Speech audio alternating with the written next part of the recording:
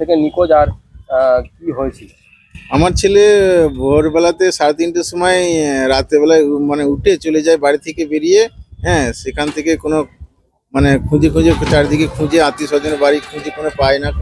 অভিযোগ দায়ের করি 14 তারিখে এসে থানাতে, 13 তারিখে পরে 14 তারিখে। মানে কোন মাসে এটা? ওটা নভেম্বরের 14 তারিখে দায়ের করি। আর কবে নিখোঁজ হয় কবে? নিখোঁজ হয়েছে 13 তারিখে। হুম।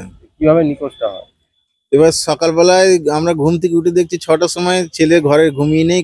এবার ঘর খুলে দেখছি যে না, জানলা দিয়ে চলে এসছে বাড়ি থেকে বেরিয়ে। হ্যাঁ, রাস্তা দিয়ে হেঁটে হেঁটে চলে এসছে। রাত তখন 3:30 বাজে। সিসিটিভি ফুটেজে দেখা গেল। হ্যাঁ, দোকানে বাজারের সিসিটিভি ফুটেজে দেখলাম 3:30টার সময় রাস্তা দিয়ে চলে যাচ্ছে। হ্যাঁ, এবার তারপরে স্টেশন পর্যন্ত এসেছে। স্টেশনের পর থেকে আর কোনো খবর পাচ্ছি না। তারপরে এবার থানাতে এসে অভিযোগ করি 24 ঘন্টা পরে 14 তারিখে। কিন্তু তারপরে থানাতে এসেছি, তারপর থেকে থানায় আসি, কিন্তু কোনো খবর পাই না।